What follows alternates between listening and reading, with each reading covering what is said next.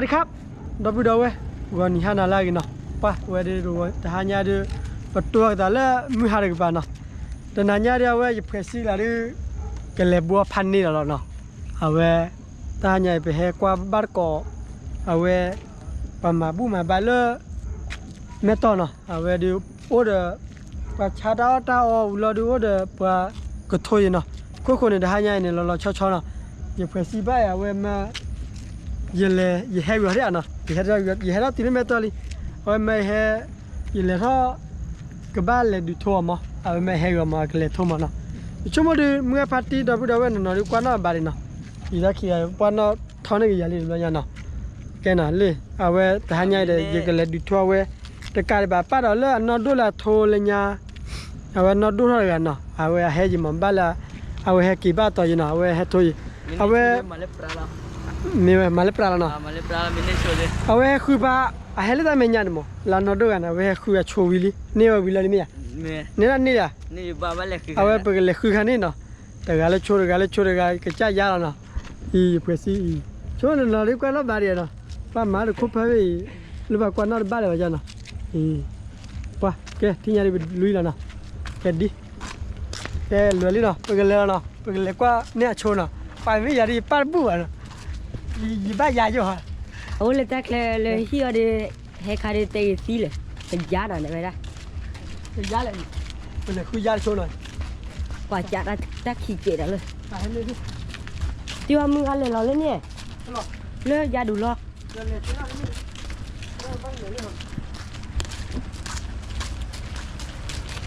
บ้านเลยคือโชว์เลยวะนะยาเลยคือโชว์บ้านนี้ตัวพันนี้มาเด้อเนี่ยเลยตัวแต่ละเอาไว้จี้เขาติดเจ็บนะเนี่ยตัวละอะไรนะอันนี้อะไรอันนี้ไว้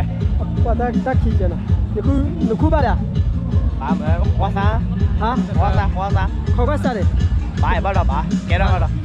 ไม่ได้กันหมดที่มีเจ็บคนเลยพี่ยังเราตายฮะพี่ยังเราตายเลยจ้าเราเนี่ยแล้วเอาตัวคุณเนี่ยเลยบ้าเลยโอ้แต่ใครบ้าได้ให้ว่าเราบ้าได้เลยจีบ้าได้เลยแบบปืนพันนี่เลยเหรอเรียกพันนี่เลยโอ้เนี่ยป้าได้พันนี่เลย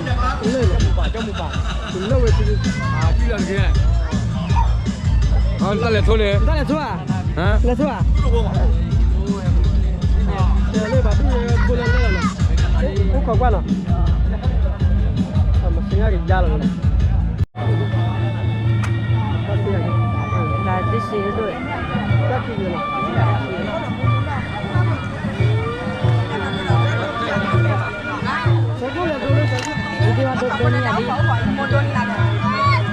ยเลยไปจอดดูซอเลวเนาะซอยก็เลยดูเนี่ย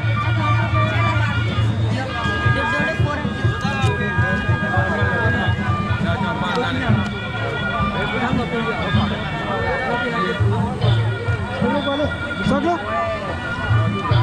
คนละด่าดูชิ้นรถเราเป็นเลยที่หมอกอ่ะนี่วันดูได้วันดูไอ้โดนเอ็มบอลไม่เคไม่เคไอ้น้องมันโดนจับโอเคป่ะโอเคโ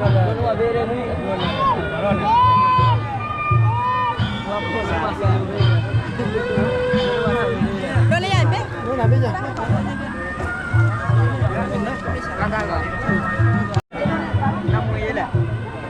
เลยไปหาดูได้ว่าจอดรถซาเลวด้ดูหน่อยเลยสักโลเลยดูลีน่ะ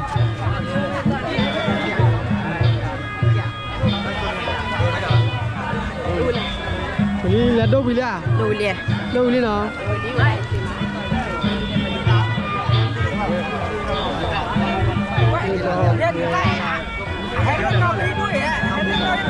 ไม่ต่อเนาะขายด้วยนะซาลิโอเอาเสื้อมาขายด้วยใคร20-30 โลมีไหมภาษาเราเชลามีให้มวยเด็กอะมีไหมป้าทุบเลยมันน่าคุยยังไงฮะมาคุยยังละ2 คนก่อนนะครับต้องแบ่งกันชกนะครับ ไม่รู้ค่ายไหนเดี๋ยวก่อนมันมาเยอะนะครับ ว่าเลยบาททุบเลยเลยนะ ทุบเล่ๆเลยพันนี้เนี่ย แล้วจุลมีนี่นะ จุลมีดอกไฟ ถ้าจุลวันก็ไอ้บาททุบเลยเลยทุบก็ว่าเนาะแล้วกันเดินนี่มาแล้วก็ เนี่ยมันมาคู่ก็ ว่าเยอะได้ดิปีแบบว่าเราเยอะนะ นี่เดียว ปามีว่าทุนเดี๋ยวหายาดอดูเนาะยี่ให้เยอะตัวก้อยเนาะเอาให้ทุนเขาก็ล่านี่ชูนี่เนาะไปเสียเต็มเรือเยอะกับขี้เยอะเนาะกูก็ว่าล่าทุนแล้วเนาะ ซาเลวูดี้จอดซาเลวูดี้อัพเปเซียดอดูนะแค่มือตัว มาเนินหน้าจะรู้ นะครับเราก็ส่งเสริมเยาวชนนะครับภาคหัวชายแดนนะครับเพื่อห่างไกลยาเสพติดนะครับ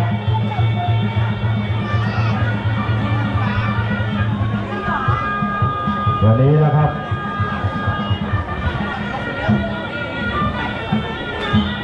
ธีรเดชลูกน้องซาเรอูนะครับฝ่ายแดงกับปราบศึกสอนันท์จากแม่ละมาดน้อยนะครับตัวนี้สุดยอดปลายมะกรูดเต้เลยครับตัวนี้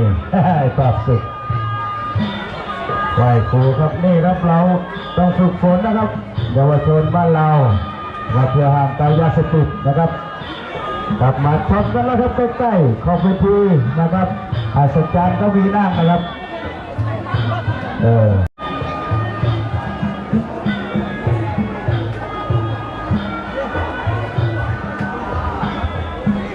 ไหวครูครับ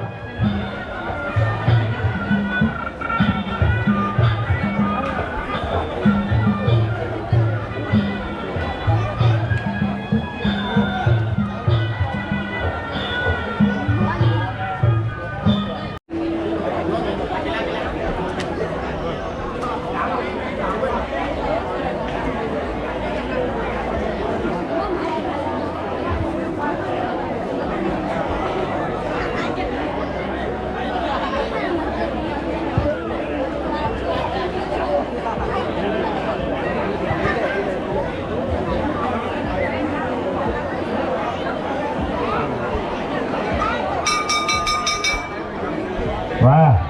ยกที่หนึ่งของมวยคู่ที่หนึ่งมาปราบศึกน้ำเงินธีรเดชค่ายซาลายูฝ่ายแดงโถแล้วปราบศึกมาต่อขวาปราบศึกตีเข่าแล้วตีเข่าเหมือนกันเสียบมาธีรเดชเอายังไงเสียบเอาแข้งขวาธีรเดชปราบศึกใครจะโดนของใครเอาเลยใครจะโดนของใครมาแข้งขวาธีรเดชต่อยขวาธีรเดชขวาตีเข่าแข้งซ้ายปราบศึกเอาเดินเข้าหาแล้วปราบศึกต่อยขวาแข้งขวาเข้าเสียบเอาแล้วธีรเดชโดนปราบศึกเสียบเอายังไงธีรเดชเอาแข้งขวาทีบออกมากลางเวทีมา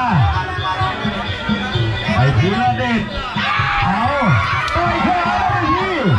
ทีบต่อยขวาไปโดนแข้งขวาเสียบเสียบลงไปเลยครับมาเอาละถูกที่ถูกทางครับผู้นี้ต่อยขวาต่อยซ้ายมาซ้ายปราบศึกเอายังต่อยขวาธีรเดชเอายังไงสับเอายังไง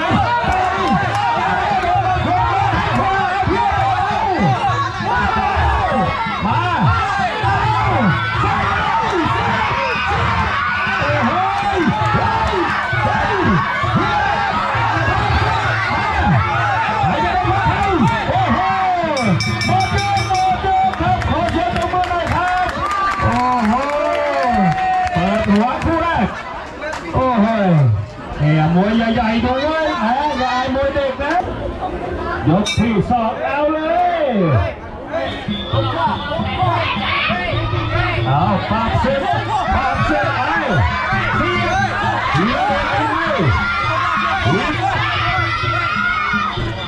ไปไงธีรเดชปากเส้นสับธีรเดชโดนสองเฮ้ยไอ้ยาเอายังไงธีรเดช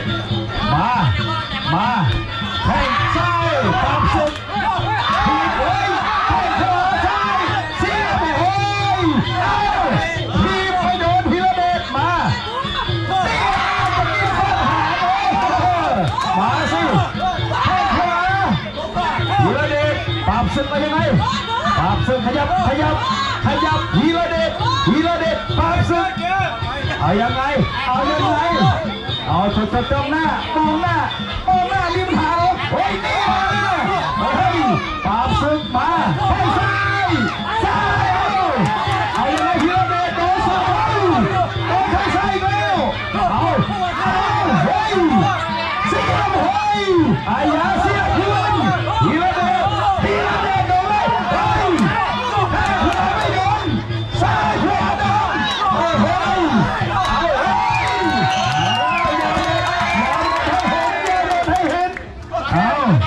เร็วให้จะหมดเอาเลย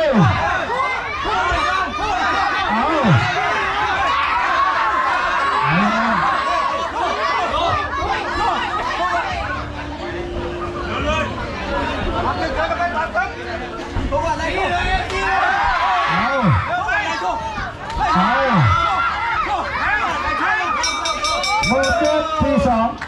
ติดแดงปราบศึกน้ำเงินเอา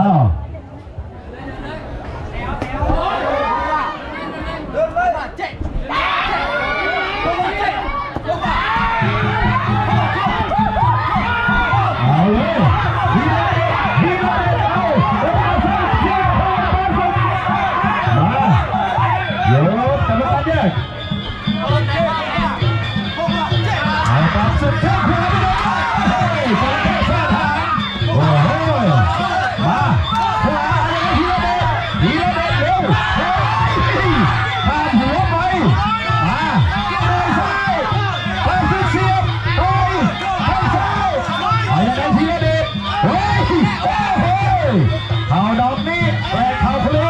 อย่าทักทายลงไปทั้งคู่เล็กขึ้นมาธีรเดชลูกน้องซาเลโอทีมเฮ้ยขาสิเอายังไงปราบศึกเตะขาทีมโอ้ยตีล็อกออกมาเอายังไงเสียบเฮ้ยปราบศึกธีรเดชเอายังไงว้าวเร็วตีเข้าธีรเดชให้ขวาเฮ้ยเอายังไงได้ขวาธีรเดชเร็วให้ขวาเอาเร็ว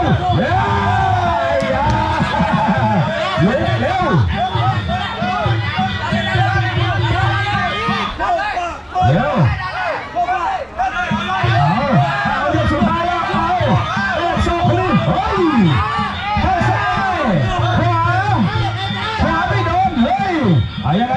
ธีรเดชขยับเข้าหาเย็บซ้ายโดนแทงขวาเร็วธีรเดชเจ็บครับขอเสียงปรบมือหน่อยครับโอ้โหน้ำเงินครับปราบศึกสอนันท์ชนะคะแนนไปครับโอ้โหไฟเดียวไม่พอแน่เดี๋ยวมีใกล้ๆแม่จันเหลาวันที่ 30นี่ครับกดติดตามกันครับดูย้อนหลังก็ได้นะครับ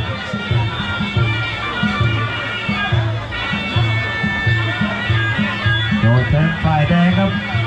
ส่วนฝ่ายแดงเล็กน้ำเงินจะได้สูงกว่าหน่อยนะครับ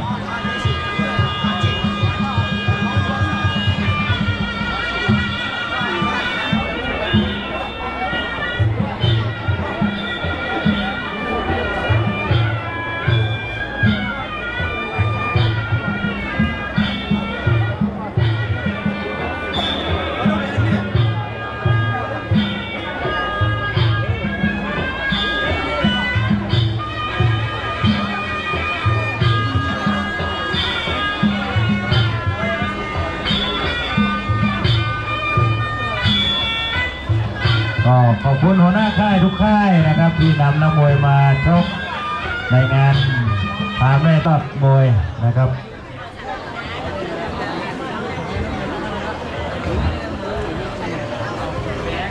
ตัวนี้เคยเจอกันมาแล้ว2 ครั้งครับเปลี่ยนกันแพ้ชนะคนละครั้งนะครับครั้งแรกไทยแดนเล็กชนะไฟที่2โจเซฟชนะนะครับอันนี้ไฟที่3แล้วมา3 ยกเอาเลยเปิดก่อนได้เปรียบเอาเลยเตะขาแล้วโอ้โหนี่มาดูยอดฝีมือไอ้แอนแทงขวาชนะเลยเดินเรียบเอาแล้วขวาลำตัวเอาต่อยแข้งซ้ายขวาต่อยขวาชนะเล็กเอาแลกกันแล้วเอาโอ้โหระดับไอ้แอนมวยคู่เอกเล็กๆอย่างนี้ครับนี่แหละครับนี่ให้ชก3 ยกขวาชนะเล็กขยับต่อยขวาเอาขาโจเซฟไว้พอพีมาแลกกันเสียบชนะเล็กประการแยกนี่แหละครับถูกคู่ได้ดูมวยของดีครับมาแข้งซ้ายชนะเล็กโจเซฟไปขวาแข้งขวาเอาชายแดนเล็กทีมแข้งขวาแล้วตัวโหเอาแล้ววันนั้นไม่ใช่วันนี้หรือเปล่าโจเซฟให้ขวาติดบังยับต่อยขวาเอ็นแต่พัดในโดนหมัดขวาเขาจะเทขวาลำตัวโจเซฟเอาหักนอกกับลำตัวมาเตะขาโจเซฟขาให้ขวาติดบังชายแดนเล็กขยับเตะขาโจเซฟขวาต่อยขวา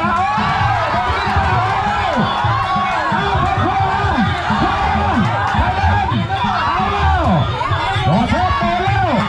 เอาในข้างขวาเสียบไอ้ยาเอาแล้วโอ้โหข้างขวาเสียบไปซ้ายขวาเอาแล้วไอ้ดาเล็กเตะขาโดนเทปไปมาเปิดครับโอ้โหขอเสียบตบมือหน่อยครับเอาแล้วทำการบ้านแล้วโจเซฟโดนกินเปล่าโอ้โหโดนแทงขวาเจ็บเอายกที่2ไทยแดนเล็กเดินหาขยับที่เอาโอ้โหเฮ้ยเสียบ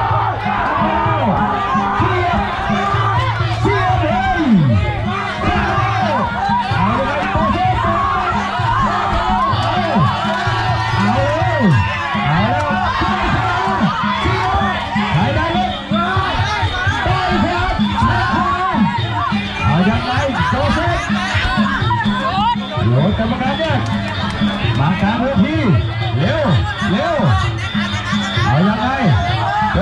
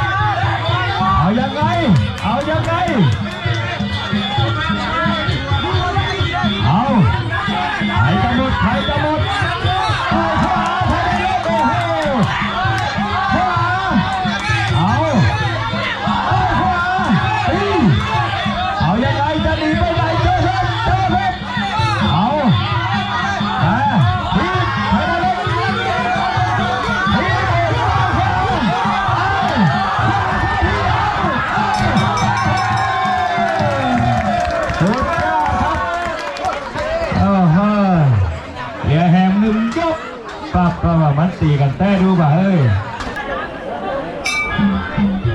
ไม่มีอะไรจะเสียแล้วโจเซฟเฮ้ยเดี๋ยวต่อยอย่างเดียวแล้วเฮ้ยเอา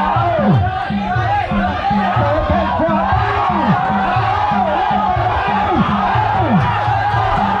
ใส่เข้าไปเสียบหยุดเอายังไงโจเซฟไม่มีอะไรจะเสียแล้วที่ตามกับซอกเร็วต้องเดินแล้วเดินมาใช้ได้เลยใส่กันเข้าไปเอายังไงใส่ได้เลย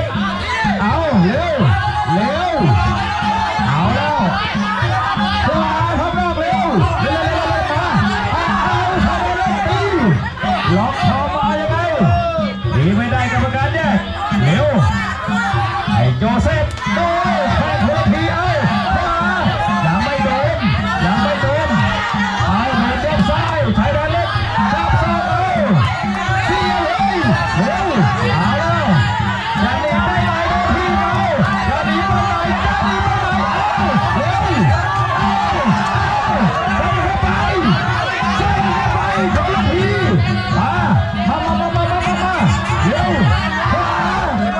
ใช้ได้เลยจับซอกโจเซฟ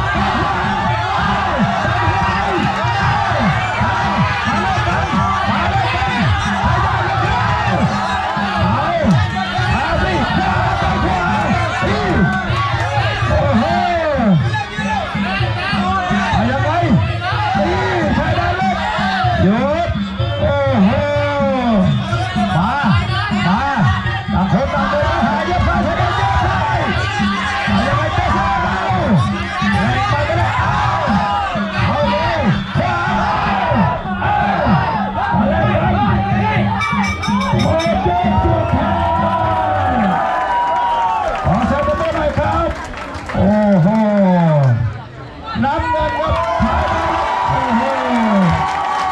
มือด้านซ้ายเลยครับโอ้โห5 ยกนี่จะขนาดไหนครับแต่3 ยกแรกกันแล้วเจ้าวีอย่าไปอยู่ใต้แล้วบ่เฮ้ยมันมาอยู่รัดผักในน้องซอวีครับน้องบัว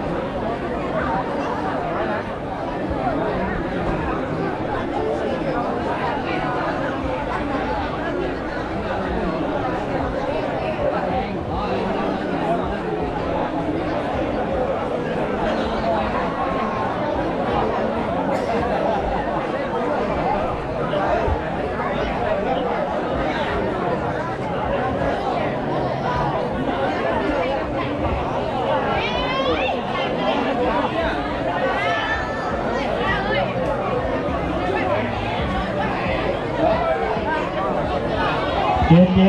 อยู่ไหนลูกไอ้เจเอานวมประจับมาคืนแล้วเจจะเอาไปนั้นลูกมันแพงกว่าค่าตัวเองนะเว้ยประจับกับนวมไหมเอามาคืนแล้วหัวหน้าค่ายเอามาคืนด้วยเมื่อกี้ไปไหนไอ้เจเอานวมประจับมาคืนลูกเอากี่ยกดี3 ยกต้องถามหัวหน้าค่ายก่อน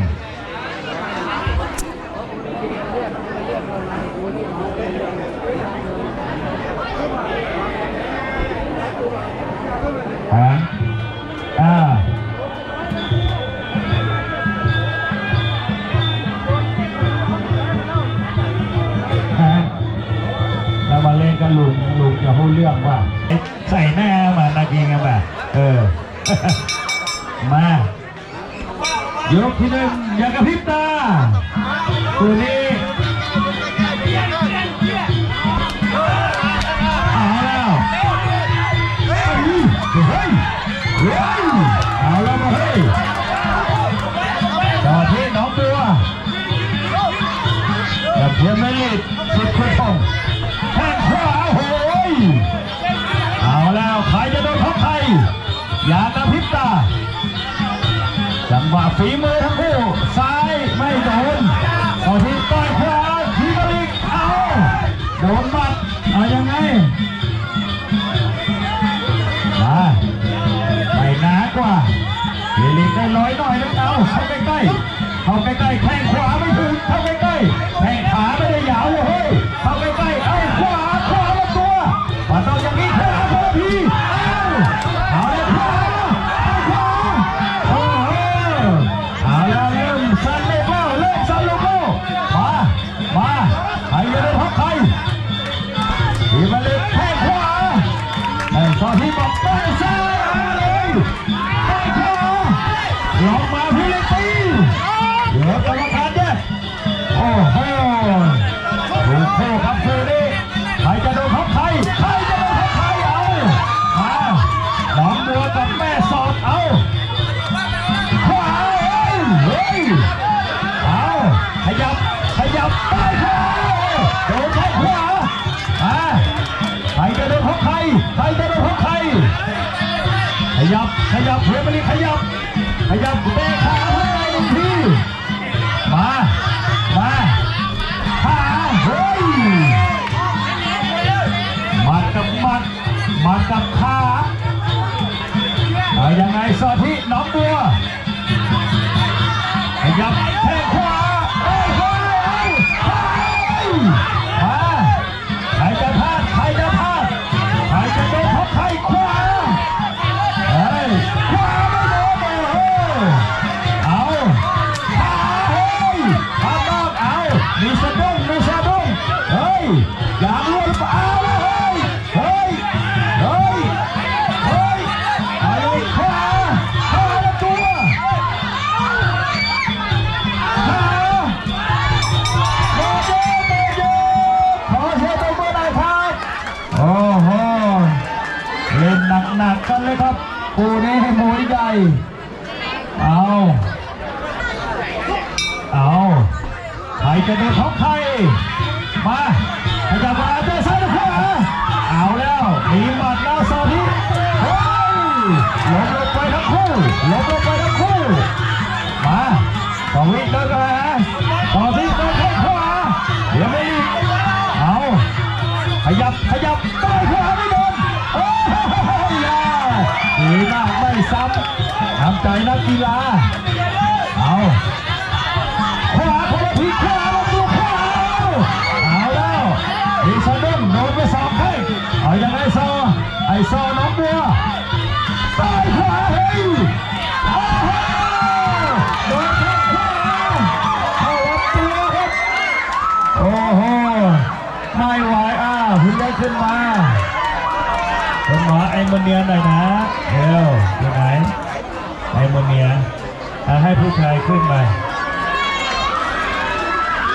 นี่เตรียมเลยครับเตรียมไอโมเนียไว้เอาน้ำลูกหน้ามันโดนแข้งขวาลำตัวครับชนะไปยก 2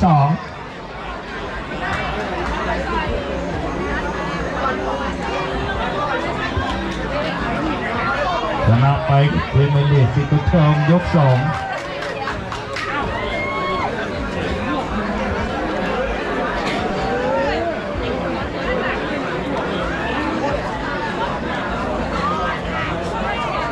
คนต่อไปครับคู่ที่ 7ซอเลนอค่ายซอลีอูกับกยอโพสิทธิให้น้องคาดเชือกนะครับคาดเชือกวันนี้ส่งเข้าประกวด3น้องกับค่ายซอลีอูใครจะโดนของใครมา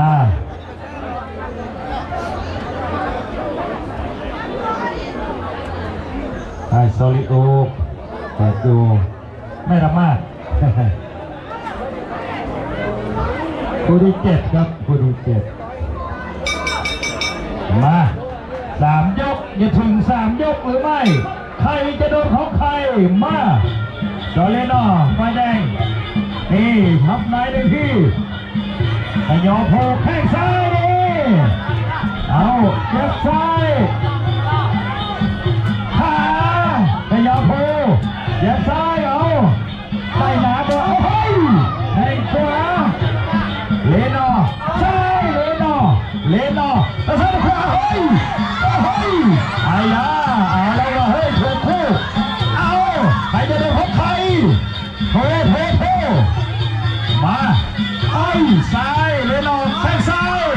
ขยอโผล่ลงใต้ขวามาสิซาลิโอเหรอซาลิเอเหรอป้าไปเย็บซ้าย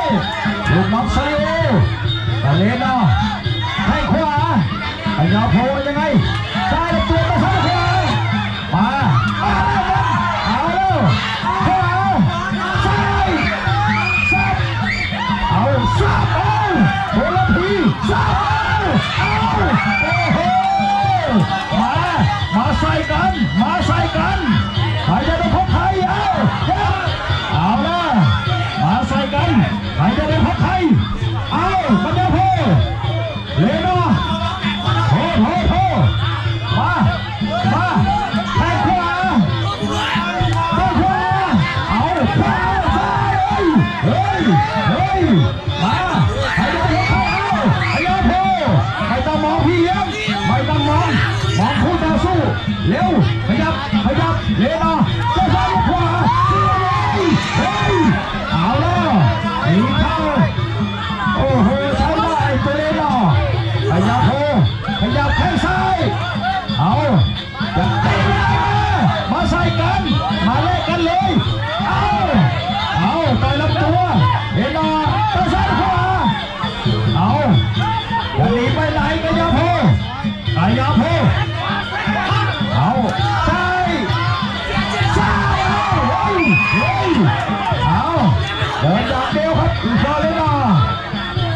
มวยสไตล์ซาลิวเดินอย่างเดียวเดินหน้าฆ่าลูกเดียวเอาเลยก็แล้วมา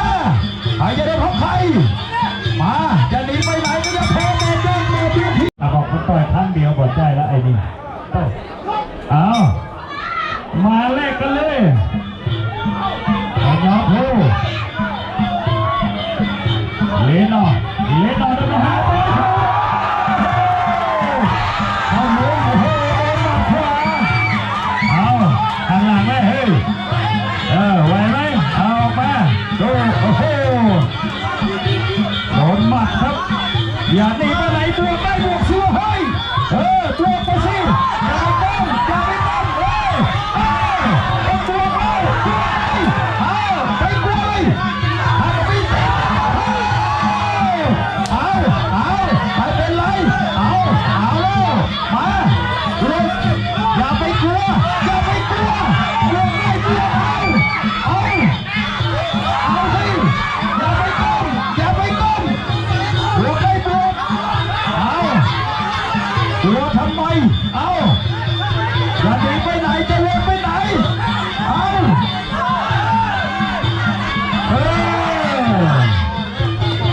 อาเลยอย่าหนีไปไหนบวกได้บวกทำได้ทำเร็วทำได้ทำสิมันอยู่ที่ใจเว้ยอยู่ที่ใจมันอยู่ที่ใจเสียไปเอาเลยมันอยู่ที่ใจมันอยู่ที่ใจ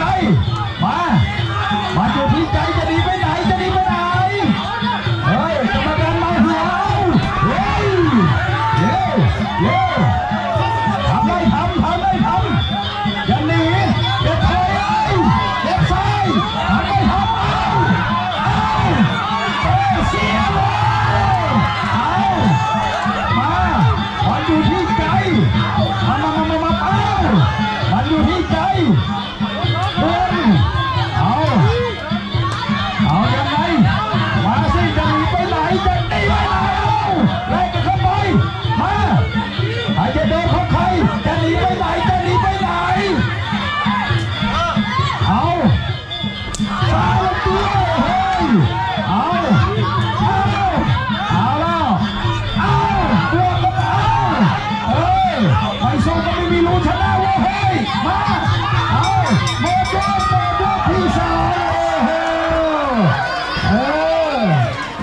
ก็ไม่รู้ชนะนะเฮ้ยมันอยู่ที่ใจ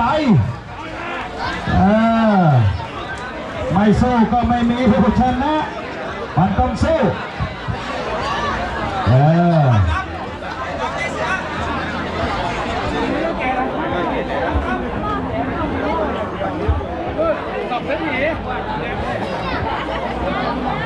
นะครับมา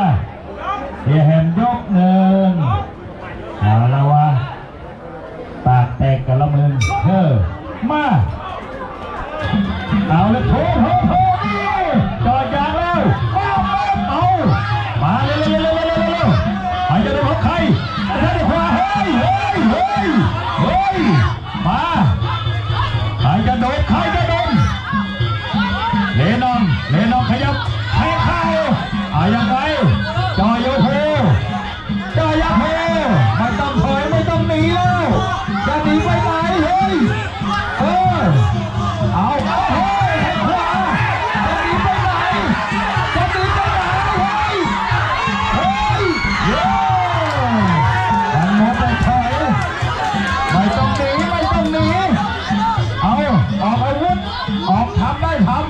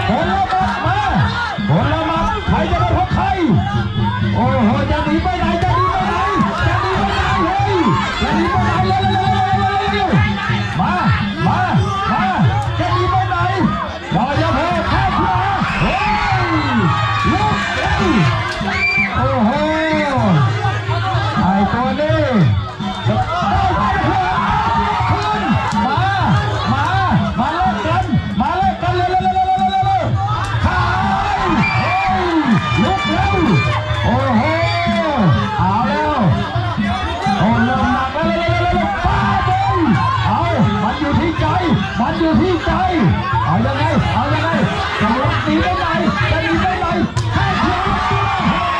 งมันก็แค่ตรงนี้มันอยู่ที่ใจสี่กองเชิญโ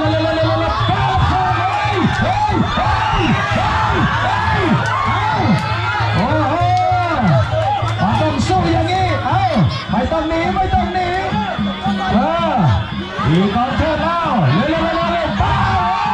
โดนคนละบัดมาใส่ปีสักพันโดเจขอแสดงด้วยหน่อยครับโอ้โหมาเสมอกันไปครับโอ้โหสุดยอดครับโอ้โหโอเคมันอยู่ที่ใจครับคู่นี้โอ้โหสุดยอดสไตล์ค่ายโซลิโอเนี่ยเดินอัดอย่างเดียวนะครับเหรียญของหน้าค่ายแล้วสุดยอดทั้งคู่ครับมาถ่ายรูปหน่อยทั้งคู่เลยลงเพจมวยวัด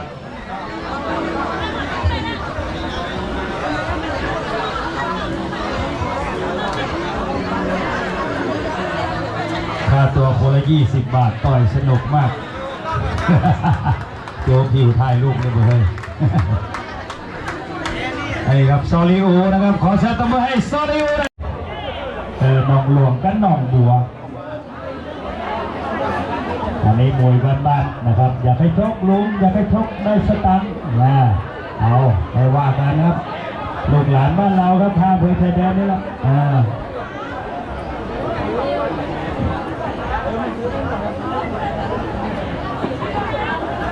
อันนะหนองบัวได้ป่ะอันนะบัดได้ละทีงั้นอยู่หนองบัวอันนั้นหนองหลวงบอกอันนั้นหนองบัวไฟแดงอันนี้หนองหลวงลูกน้องโซลิอูกับตัวเนี้ยน้ำเงินนะจุเฮามาได้หรอกจุเฮามาได้ลูกน้องโซลิอู ไว้น้ำเงินนะครับแข่งทั้งนั้นนะครับลูกน้องซูรูนี่ซ้อมทุกวันนะครับดูในเฟซโปรฟิลนะครับเฟซของไทยซ้อม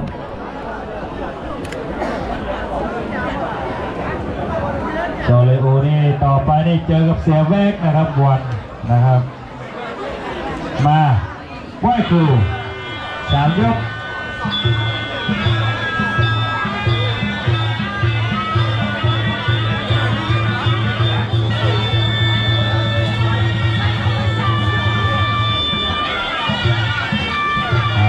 แฟนบอยจะเพิ่งหนีไปไหนกันนะครับดูให้จบนะครับดูให้จบ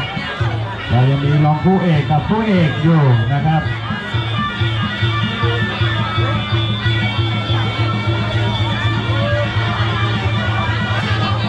นานๆได้จัดนะครับ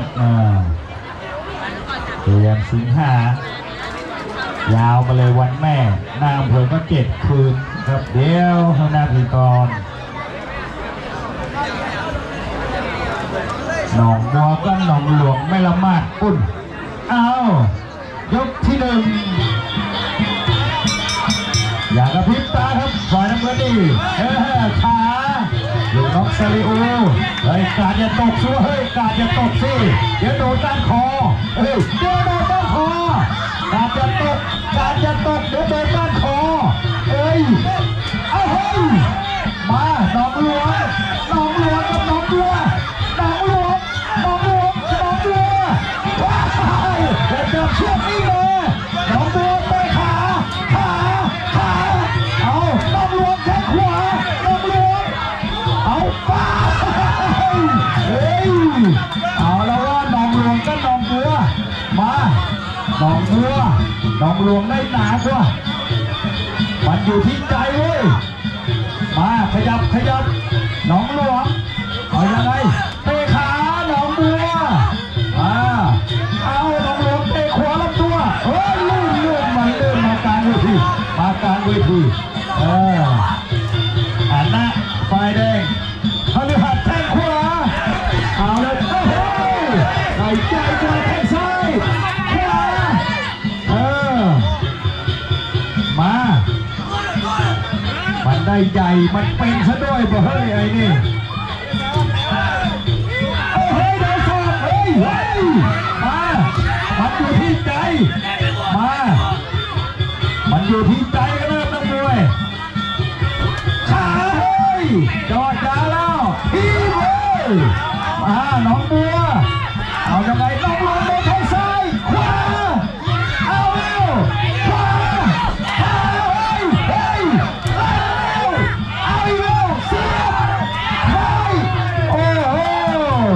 หนองหลวงแทงขวาซ้ายเอาพิบโอ้โห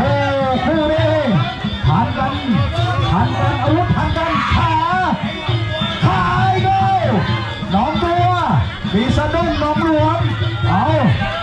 ขวาขาเฮ้ยขาเอายังไงหนองบัวโอ้โหมันอยู่ที่ใจขาเฮ้ยข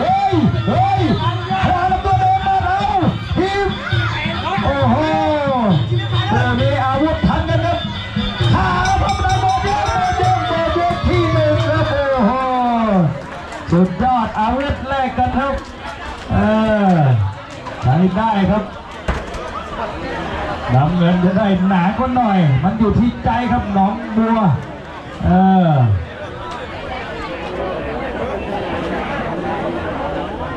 อันนี้หนองหลวงค่ายโซลิอูนะครับน้ำเงิน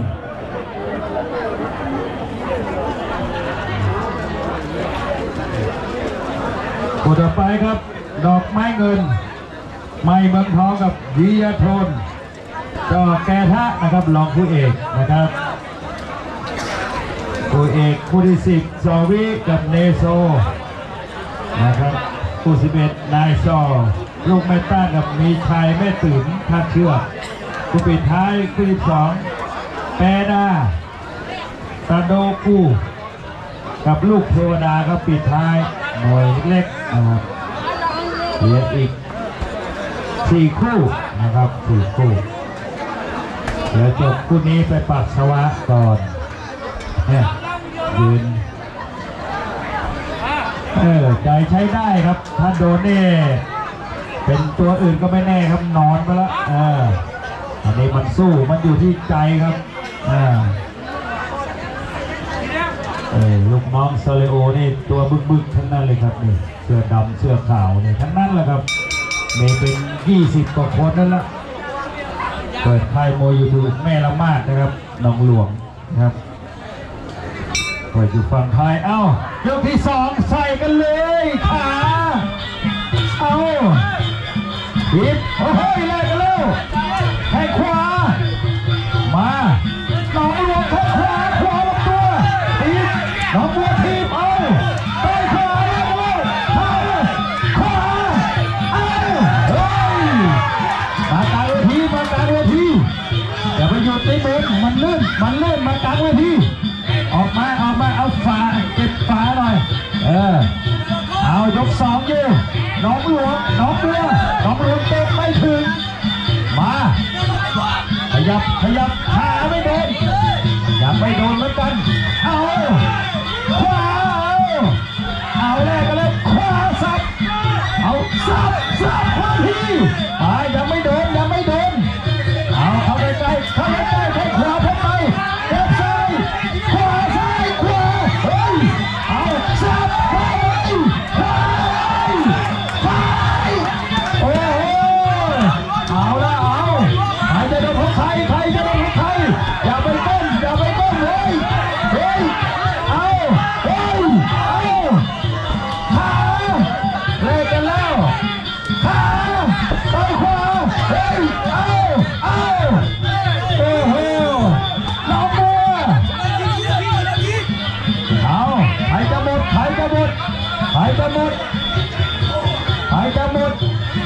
โอ้โหใช้ได้ครับตัวนี้ขวาการจะตกเดี๋ยวเดตันขอเฮ้ยขยับโดนหายจังหวะอยู่เอายังไงเอายังไงงานแต่ไม่ออกขาเฮ้ยอย่าไปก้มเอาชาโคทีอย่าไปก้มเอามาใส่กันยกที่2อยู่ใครจะหมดเร็วมาเอาแงงแล้วไม่ออกเอายังไงขวากันยังไม่ถึงทีป้าแล้วไปเก็บเสื้อหมดยกที่2ใจเองใช้ได้เหลี่ยแหมยก1เหลี่ยแหม1ยก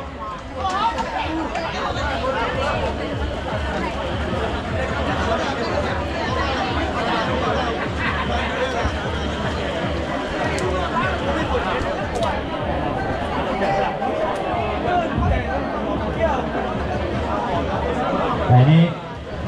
เชื่ออย่างนายซอบ่เห็นไหมนายซอก็มีชายไม่ตื่นในวันย่อกระแกคัดเชือกต่อคู่นี้เลยนะไอ้นายซอต่อคู่นี้เลย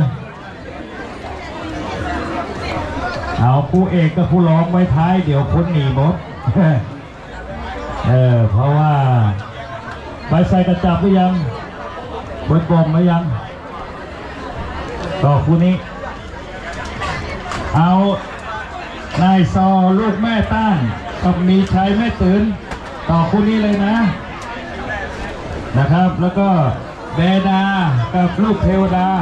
นะครับต่อเลยเดี๋ยวคู่เอกคู่รองไว้คู่11กับคู่12นะครับไว้ปิดท้ายเลยคู่เอก5 ยกนะครับต่อไปเป็นยกที่3ท่านสุดท้ายครับ3 ยกครับนักมวยซ้อมแล้วไม่มีที่ชกนะครับก็ได้เคลื่อนไหวนะครับซ้อมแล้วนะครับ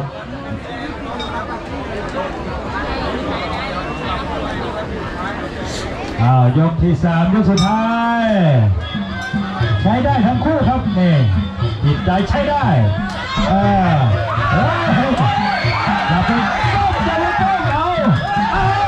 อย่าก้มอย่าไปก้มเอามันอยู่ที่ใจเอาโดนแทงขวา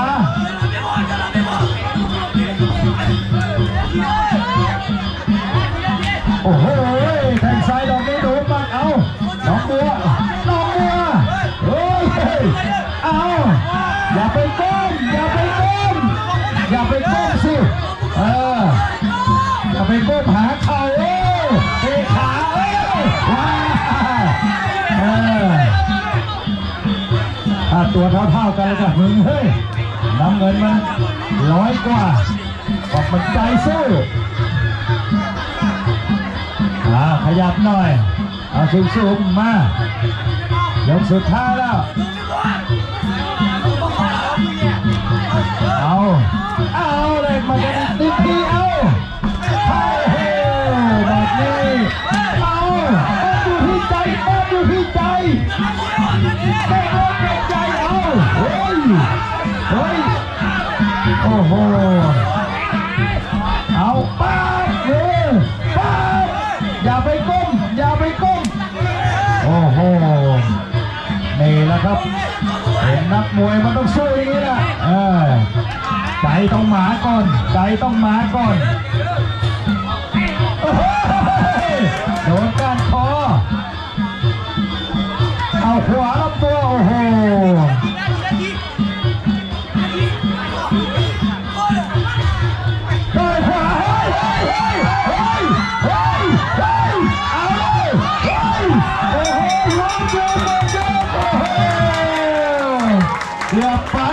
เกือบไปโอ้น้ำเงินครับโอ้โหเกือบเหมือนกันเฮ้ยเกือบบดีบทิ้งมาเฮ้ยถ้าบ่ได้ใหญ่ตัวเท่ากันแล้วเป็นเรียบร้อยมาเลยตัวรีกาแล้วเนาะUti pura fuera. Da santo da la khite le.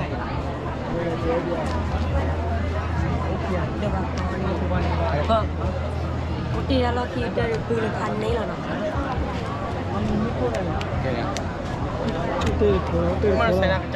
Uti riga la na. Ye phesi le lo de da jal khen ha la kia. Sai nuo thi nya. Lo nuo ma.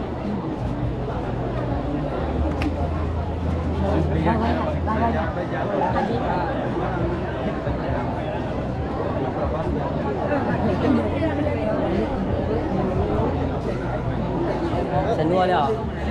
Bắt thua lừa mà nào. Da jal khen chi la na. Kia, tu ta kia la.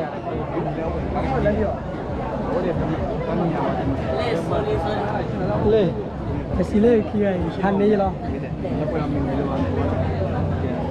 Ya wili na la kia. Tu ta riga la da nya.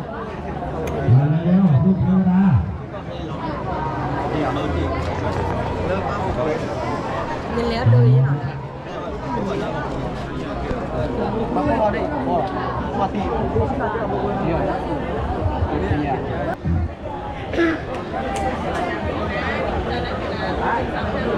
แปรดาครับ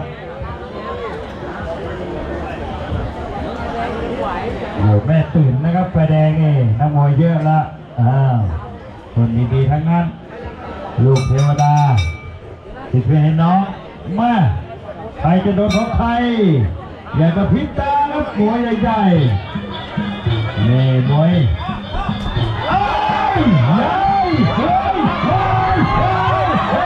ไม่ซ้ำมันจังหวะลงไม่ซ้ำยังไงไอ้ลูกเทวดาลูกเทวดาเลยนี่แหละว้าวอะไรวะ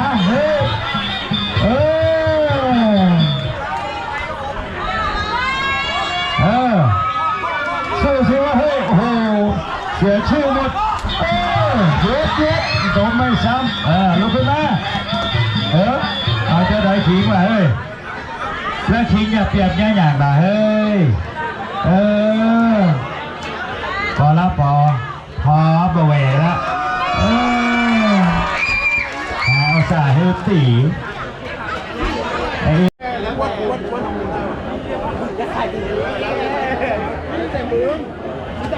คู่นี้ชกกันทีแล้วนะครับหมดเวลางานนะครับเราก็ไม่รู้อากี่ยกดีครับฮะธนาค่าย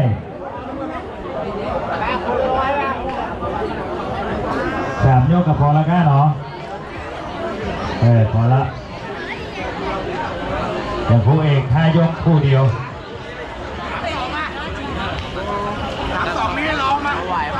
ตัวนี้เคยชกกันที่นี่แหละนะครับ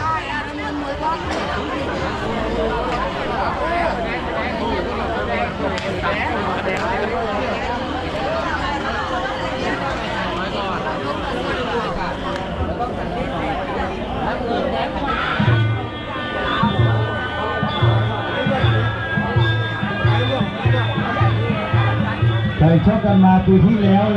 นะครับปีนี้มาเจอกันอยากชกกันอีกไม่รู้ชกกันอีกยกครับปีที่แล้วไม่รู้เลย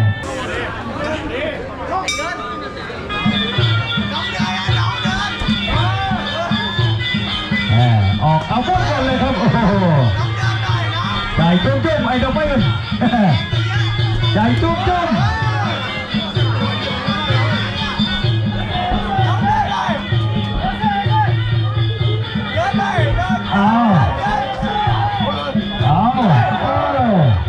เดี๋ยวมีล่วงเดี๋ยวมีนับ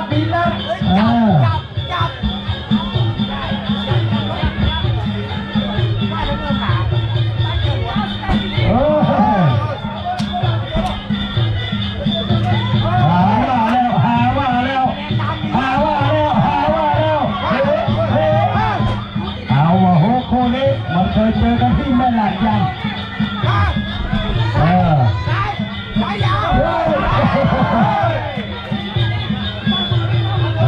ลบไม่ซับ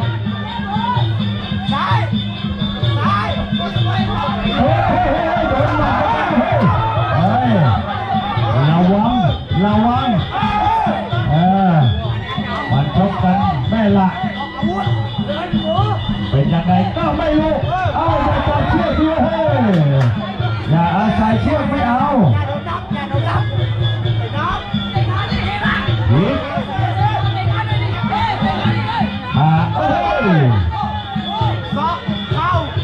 เอ้ย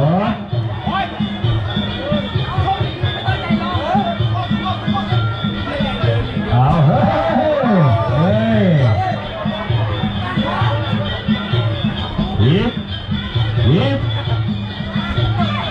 อีกขาจอดยางแล้วดอกไม้เงินขวาไม่โดนเอาตัว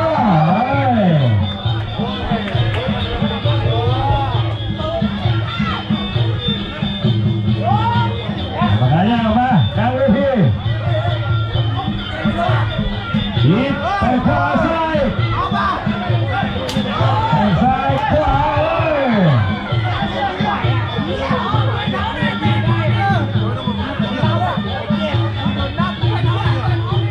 นักแหวอยู่เอาแหวไม่แหว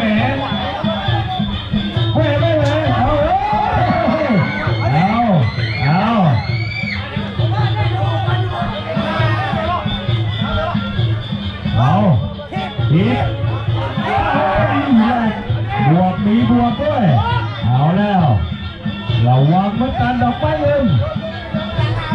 มีบวกเอามีบวกหาเฮเอาหมดเจ็บที่หนึ่ง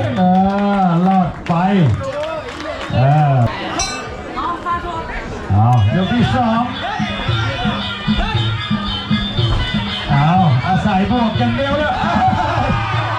มันหมากงานหมากยิงนะเฮ้ยจริงนะเฮ้ยป้าท่านี้สวยลงทั้งคู่เอามามวยวัดกับมวยค่ายมวยวัดป้าเฮ้ยมาระวังอย่าไปซ้ ามกันไม่เอาเร็วเอายังไงทีมโอ้ดูเฮ้ยมันลื่นเอาดอกไม้เงินแทงขวาทิพไอทิพเอาวิยาเทนต่อยซ้ายขวาแล้วตัวเอายังไงตีเอายังไงล็อกหยุดฝากกรรมการด้วยเว้ยแทงซ้ายวีโททีเอาเลยมันบอกเป็นทรงเลยว่าเฮ้ยเอาจะได้เอาจะได้ทีก็เฮ้ยโดนทีเอาแหมมาเฮ้ยเอาจะได้มาโอ้โหเอาจะได้ทีกันมาไอ้ยาโถทีต่อยซ้ายนี่แหละ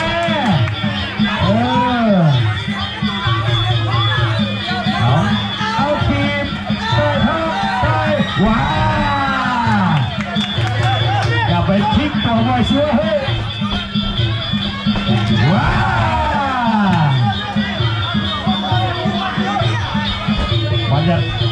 มันคว้างควายว้านี่ก็เฮ้ยมันมาแน่นมานี่กันล่ะถ้ามันทรงดีๆนี่พอได้อยู่ชนะไปครับต้องเซฟนักมวยไว้มันมางั้งมางิ้งนะครับบอกโหนี่ไงที่มันตีไม่ละพอได้จัดผมพอได้จัดปีที่แล้ว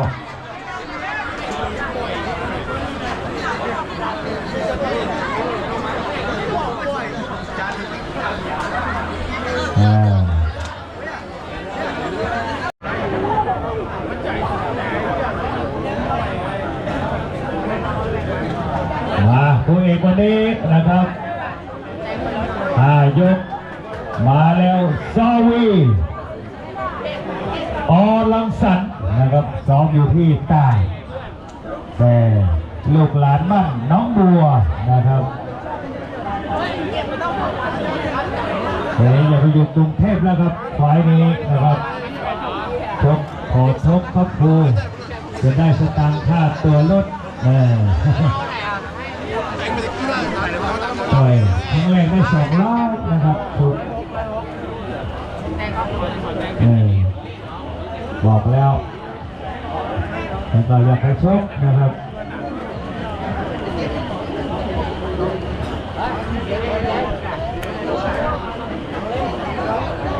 เนโซเซลายินเมลามาดคดีจื้อนะครับคดีจื้อกับน้องบัวนะครับ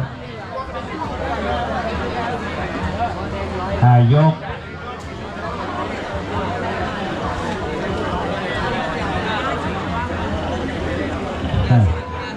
ใครชนะเอาไป100แพ้120นะครับผู้เอก5 ยกเอา3 ยกเหรอ3 ก็ 3ไม่ได้บังคับ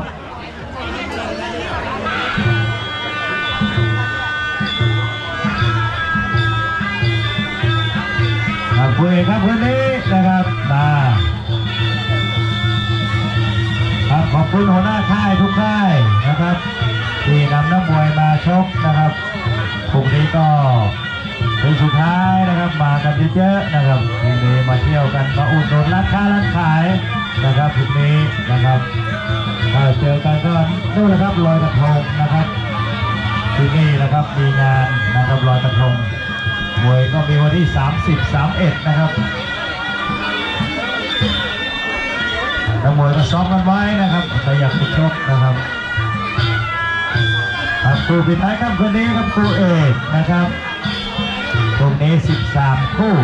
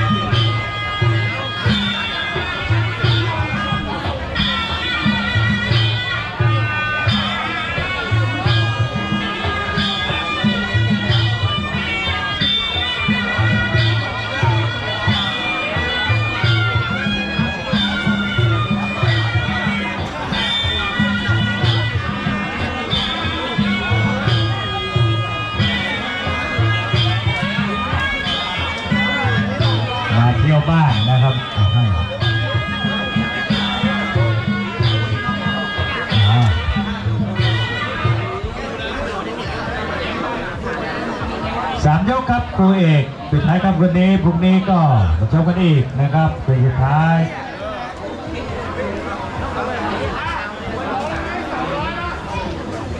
มาอย่ากระพริบตาเหมือนกันครับคู่นี้เคยเจอกันมาแล้วที่ตากนะครับไปชมที่ตากมาครับเนโซ3 ยกครับตอนนี้แดงเคยชนะมานะครับเอาชนะแตกนะครับแต่ฝีมือนี่เนโซนี่รุ่นพี่นะครับรุ่นพี่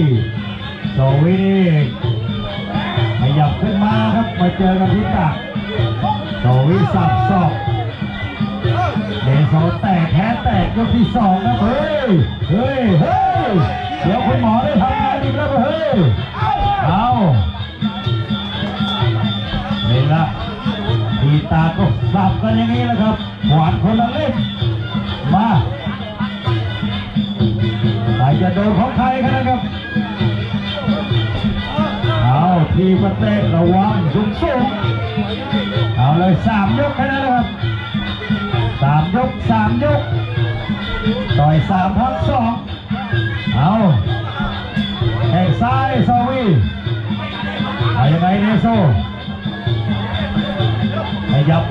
เตะขาโดนทีบเอาเสียหลักเสียทรงไม่เจ็บแต่มันเขินมาสับอย่างนี้แล้ว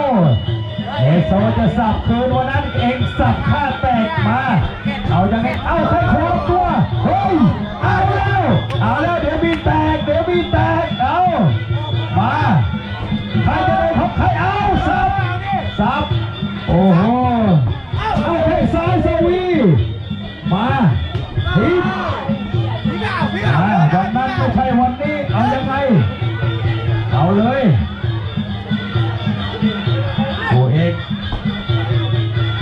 ครับคืนนี้เอาใกล้3 ยกขนาดเองเอาไปแค่เฮ้ยสับเอาแล้วโซวีเอโซตีเสื้อเอาล็อกคอมาอยู่เอาแล้วเอาขยับมาทีเอโซมาโซวีเอายังไงขยับออกอาวุธกันหน่อยสิวะเฮ้ยเร็วเอาให้สนุก3 ยกแค่นั้นเองเอาสับแล้วมาใครจะโดนของใครมาแลกกันเลยใครจะโดนของใครทีมเอาแข้งซ้ายขวาคืนมาคนละแข้งมาใครจะแจ้งจับโดนกันเอาล็อกมาเอาสับมาเจ้าวีบอกไม่เป็นไรเพื่อนมาเลยทีวางเสียเดชะครับขอเซตตัวได้ครับโอ้โหเอาแล้ว5 ยกนี่สวยงามทีเดียวโอ้โหเนี่ย3 ยกคู่เอกคู่นี้ครับ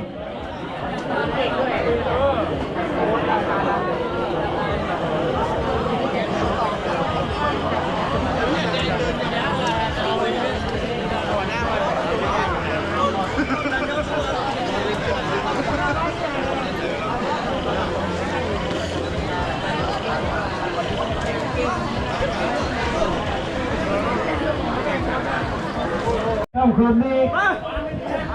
จะจับเชือกไม่หนีไม่ต้องถอยแล้วเอาเลยเอาขาเดโซโซวิโอ้ยขาสับเสียบเอาเลยมาเร็ว3 ยกแข้งซ้ายขาเอาโซวิ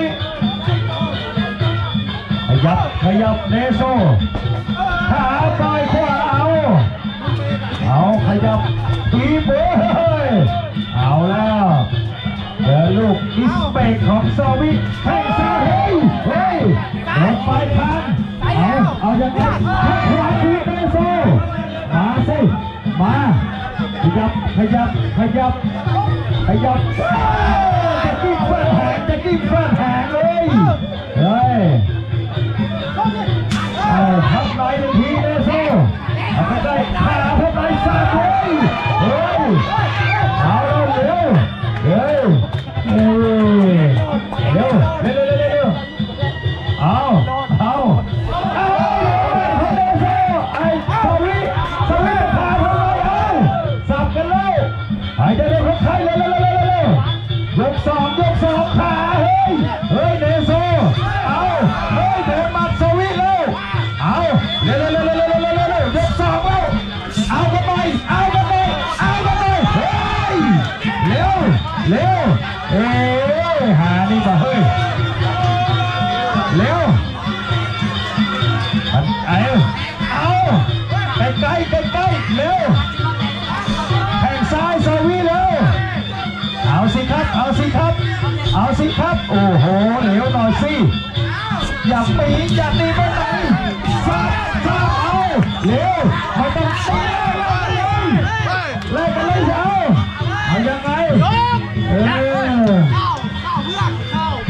เร็วยกสองเร็วแทงซ้ายเฮ้ยสวีเร็วเอาเร็วเอาเลยเอาเฮ้ยจะกินฟ้าหายอีกแล้วเฮ้ยเอาใกล้สิวะเฮ้ยเร็วมาเร็วเอาเฮ้ยเร็วเอาอย่าไปเดินเร็วมาเลยกันเร็วเอาสิเอาไว้เร็วเอาอาวุธกันหน่อยยกสองมันยังเปิดได้ครับที่ตี5 ยกดีอย่างนี้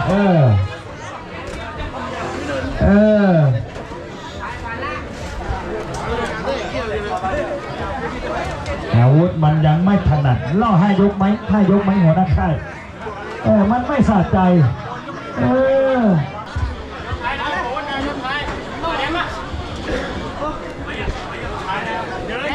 ต้องออกอาวุธกันนะเว้ยเฮ้ย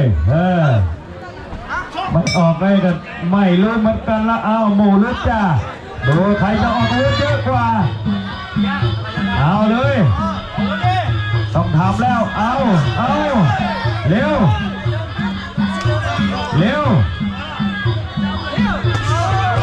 เอาเร็วอย่าไปโดนรวมเสียขาโดนชนเอาเร็วเอายังไงกันเอายังไงกันเลยเอายังไงเอาต่อยยังไม่เป็นชิ้นเป็นอันอยู่เร็วเอาสิเร็วเอาแข้งซ้ายเลย1 ทีไปขวาเอายืดเร็วเสียบซับเอาจะไหนกันเอาจะไหนกันเร็วมาแง่งเห็นแล้วมาเฮ้ยเร็วเอาเลยเอาเฮ้ยออกอาวุธเร็วอะ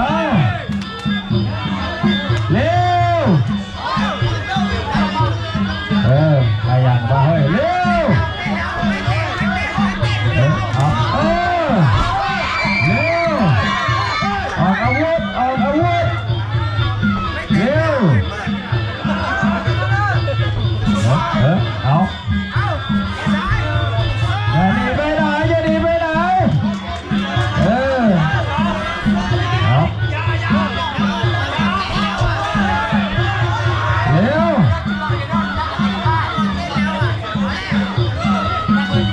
เอาเลยนี่ว่ะเร็วเอา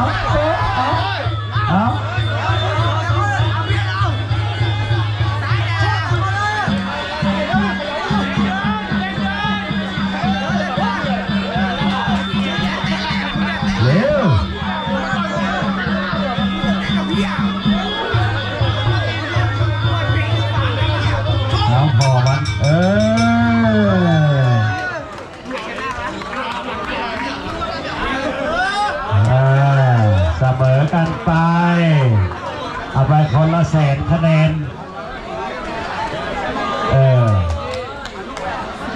มันต้อง5 ยก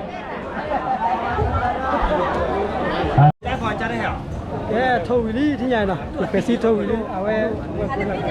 လက်ခီတက်ခုဒီပြေးလာနော်ကွာကြီးမနော်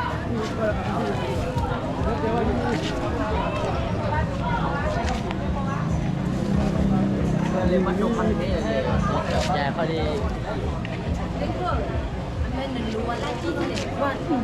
ไม่ปุ๊บเบื่อเลย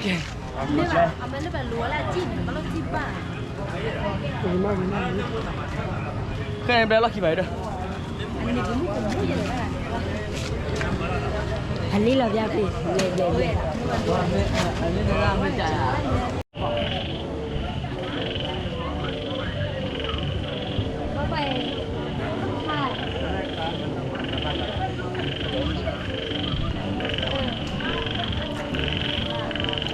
เพราะในข้าวต้มหรอ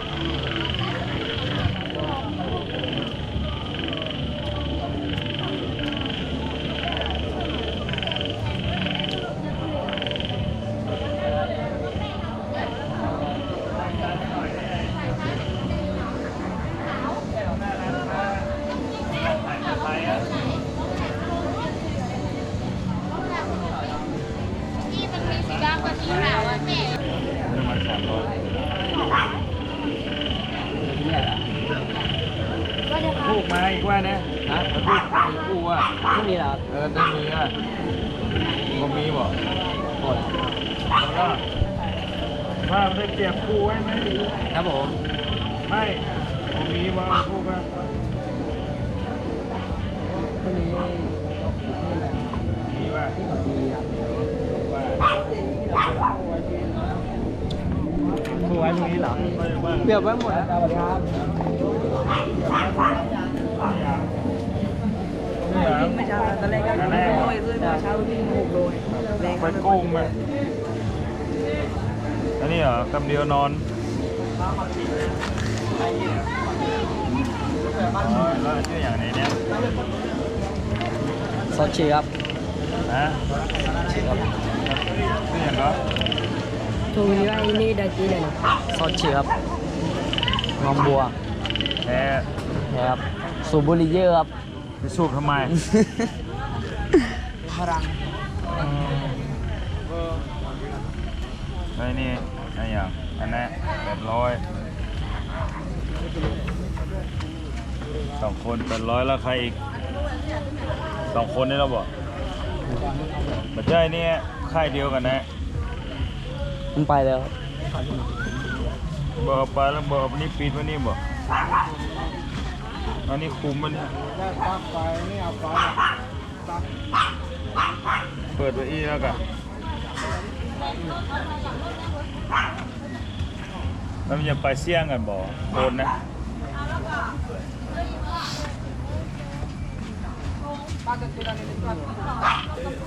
เต็มแดกนะ ไม่ได้บอกผมว่ามาเที่ยวเขา กันย่อยออกมาสักที รถไปนี่ก็ได้ละเดี๋ยว เพราะว่า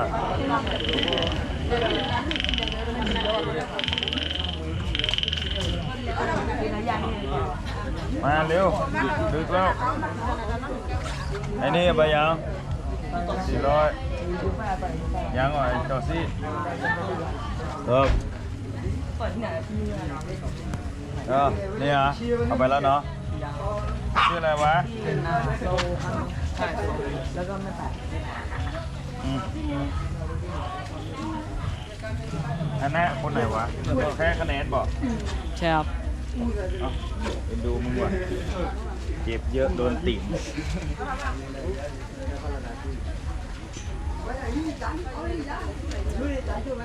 นี่เหรอได้ไปแล้วบอกอะไรดีวะ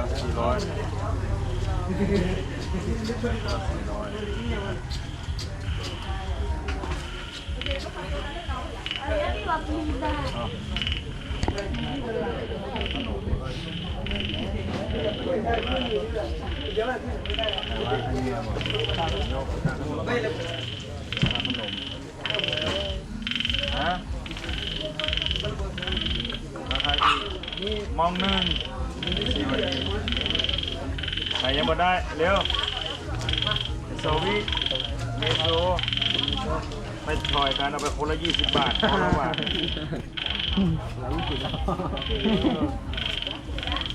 จะได้เหมือนกันเอาขนมอ่ะโชคกันนะนะแอบว่ากันนะเว้ย ไม่เป็นไรครับ ช่วยกัน